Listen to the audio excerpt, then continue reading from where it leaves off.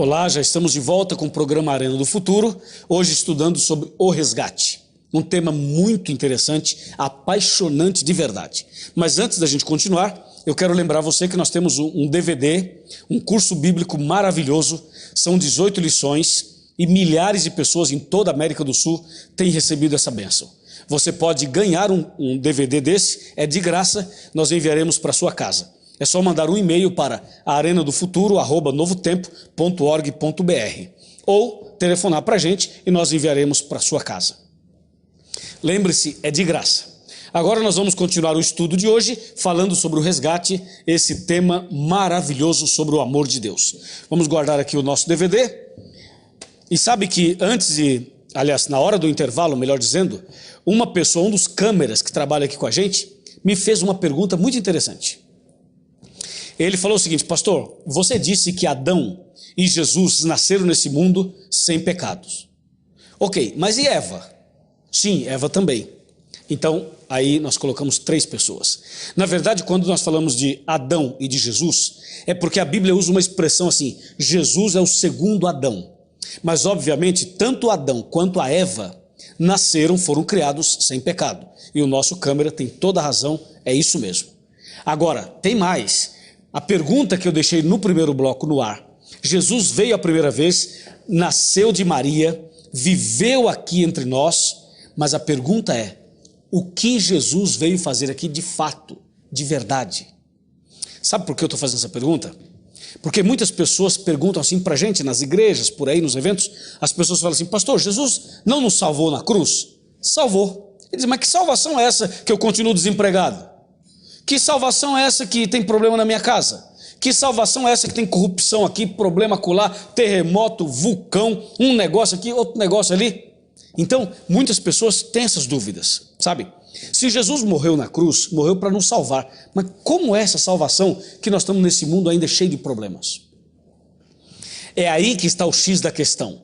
Esse é o ponto que a gente precisa entender. Por isso que o tema do programa chama O Resgate. O que Jesus veio fazer aqui, na sua primeira vinda, foi pagar o preço do resgate. Lembra o que a gente leu no primeiro bloco, em Romanos 6, 23? Diz assim: o salário do pecado é lembra? É a morte. Exatamente, o salário do pecado é a morte. Então, Jesus veio para morrer. É muito curioso e muito complicado até dizer isso, mas é verdade. Jesus veio a esse mundo para resgatar o homem, para pagar o preço do resgate. E qual era o preço? O preço era muito alto, mas muito alto. E quando a gente fala o preço, é o preço do homem, o preço do ser humano. Porque quem foi sequestrado? Nós fomos sequestrados. Quem é o sequestrador? O inimigo. E quem é o resgatador? É Jesus. Então, nesse processo todo que aconteceu de um sequestro, depois de um resgate, depois do preço, a peça-chave, a pessoa sequestrada é o ser humano, é você e sou eu. E aí vem a pergunta: qual é o valor do resgate? Quanto Deus pagaria por mim e por você? Você sabe, quando tem um sequestro aqui na terra, as pessoas, os ladrões, os sequestradores, eles costumam pedir um valor alto, dependendo do caso. Se for uma pessoa que eles sabem que tem muito dinheiro, eles pedem um valor altíssimo para poder liberar a pessoa. Eu me lembro quando foi sequestrada aí uma filha de uma pessoa famosa no Brasil. Os ladrões pediram R$1 milhão. E depois de um período de negociação, eles definiram em R$500 mil. A família pagou o preço do resgate. E depois que pagou o preço do resgate, os ladrões liberaram a menina, a garota. E essa voltou para casa e a família fez uma grande festa. Aí eu paro e penso: será que o valor do resgate daquela garota era realmente 500 mil, R$500 mil? Será que aquela garota sequestrada valia esse valor realmente? Ou valia menos ou valia mais? Qual é o valor de uma pessoa? Quanto vale um ser humano? Quanto você vale? Estou falando agora para alguém que está se sentindo desvalorizado. Alguém que não está bem, a sua autoestima está lá embaixo.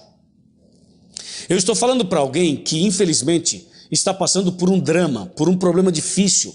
Estou falando para uma mulher que o marido não está valorizando-a. Estou falando para um homem cuja esposa não o valoriza. Estou falando para um filho que se sente como a ovelha negra, entre aspas. Eu estou falando para alguém que infelizmente não está se valorizando, não valoriza a si mesmo, a si próprio. Qual é o valor de uma pessoa? Qual é o seu valor? Quanto você vale? Qual é o seu preço? Às vezes eu fico pensando nessas mulheres da vida que estão envolvidas na prostituição e que por qualquer valor entregam o seu corpo. Sabe quanto vale o ser humano? Qual é o valor real de uma pessoa? Quer saber a resposta? Vamos perguntar a Jesus Cristo.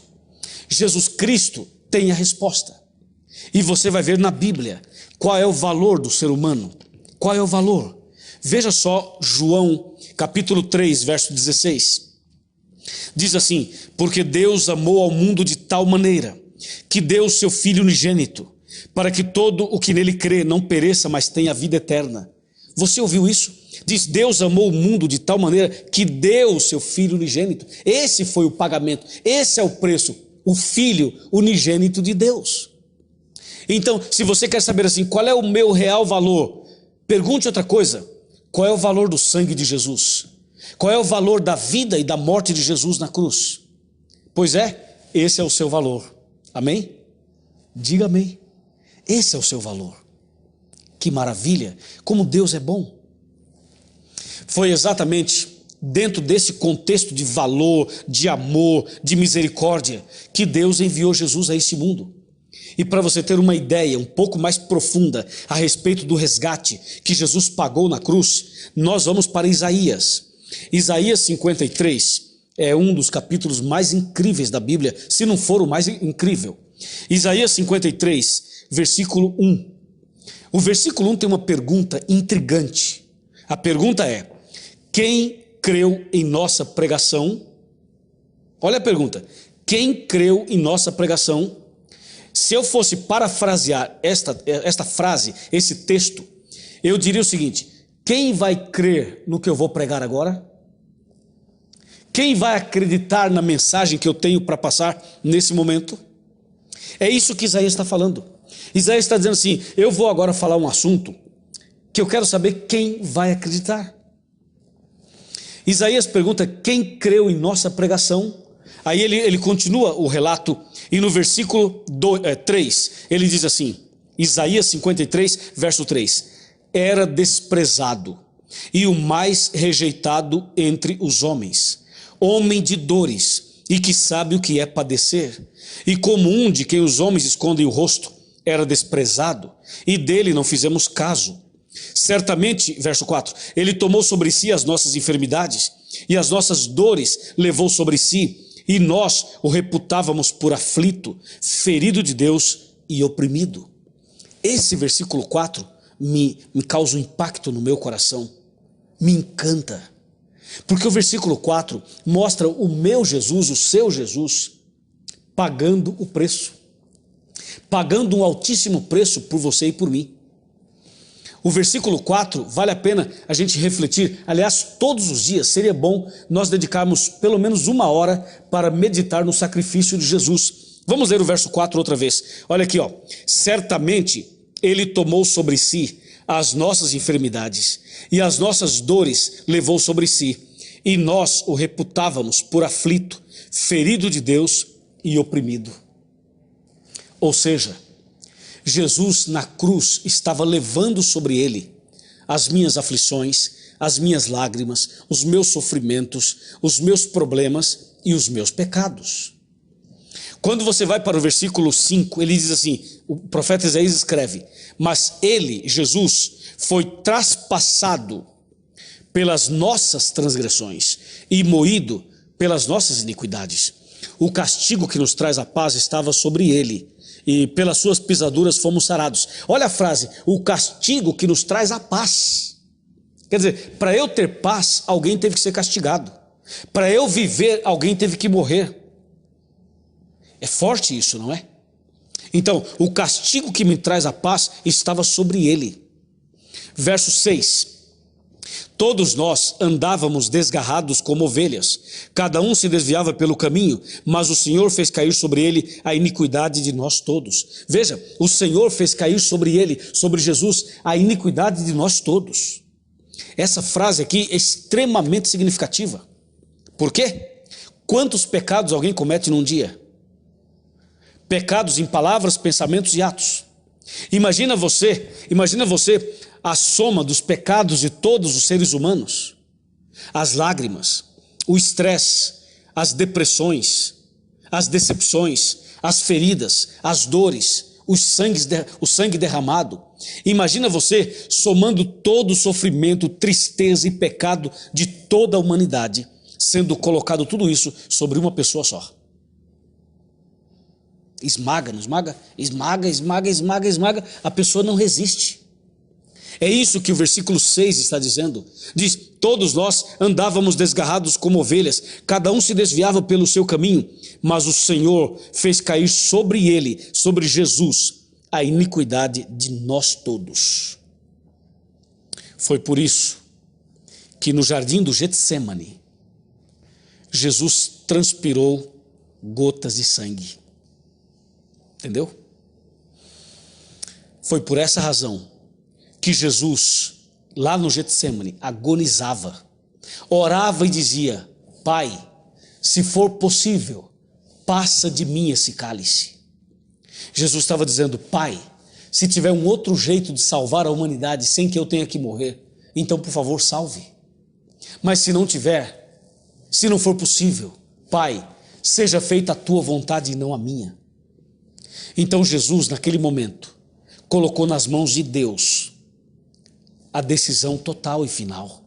E o Pai diz, filho, você tem que ir até a morte de cruz para salvar a humanidade. E Jesus, por amor a mim e a você, ele foi até o Monte do Calvário.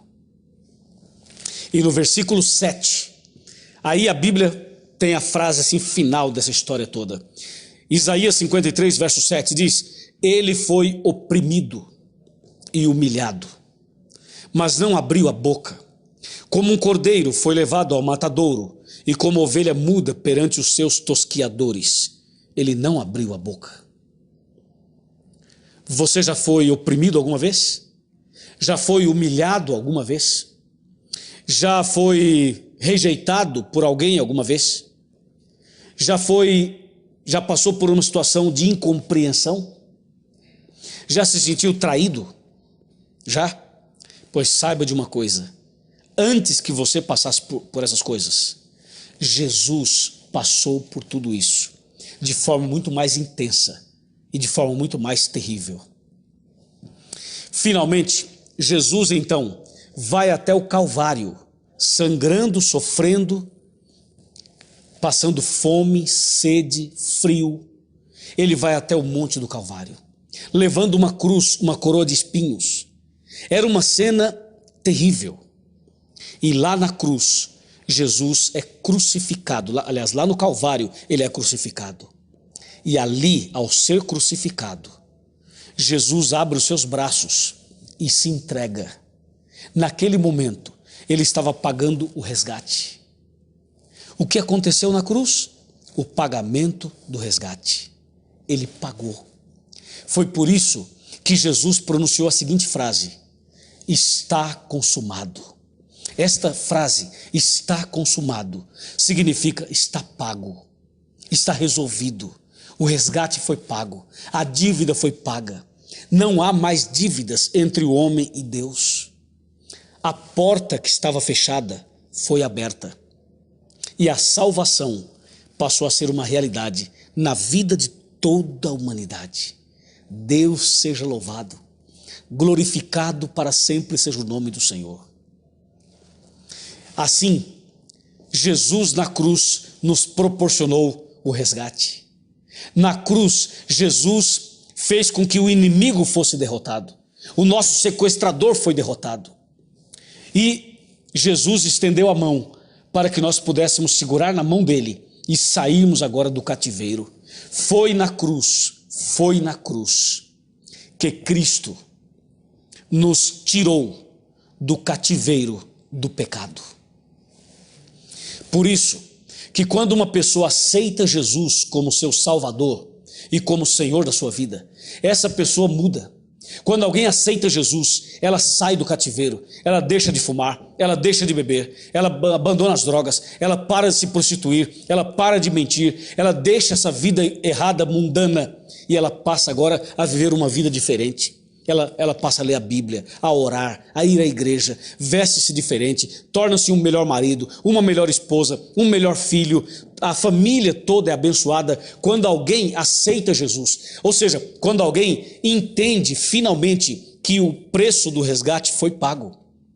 Agora, a pessoa que entende isso tem que sair do cativeiro, tem que sair da escravidão, tem que sair das garras do maligno, tem que sair daquele buraco escuro e nojento que o pecado colocou. E essa pessoa tem que sair, e agora ela vai começar uma caminhada, agora ela vai começar uma vida nova, uma caminhada de volta para casa. Porque quando se sai do cativeiro, tem que voltar para casa. Quando abandona o cativeiro, tem que voltar para casa. E a família, os amigos, estão lá reunidos, esperando para fazer uma festa, esperando para comemorar o resgate, a vitória, a bênção, a volta para casa. Amigo, está chegando a hora em que nós vamos chegar em nossa casa. Está chegando a hora em que nós vamos chegar no lar celestial, onde é nossa verdadeira casa. Mas antes que cheguemos lá, nós temos que entender o que aconteceu na cruz. Na cruz foi pago o preço do resgate. Na cruz, Cristo derrotou o maligno. Na cruz, Cristo abriu uma porta. Na cruz, Cristo permitiu com que você e eu tivéssemos acesso de novo ao Pai. Foi isso que aconteceu na cruz, a preço de sangue, a preço de sofrimento, a preço de entrega total. Cristo fez isso por você e por mim. É por isso que Ele é o nosso querido Salvador. É por isso que Jesus Cristo é o caminho, a verdade e a vida. Mas todo o processo da salvação e do resgate ainda não está completo. Ainda falta alguma coisa. Pastor, o que é que está faltando? O que é que está faltando para que tudo isso fique completo? Quer saber? Vamos fazer o seguinte, eu faço um pequeno intervalo e logo depois nós vamos saber o que é que falta para que o resgate esteja finalmente 100%. Até já.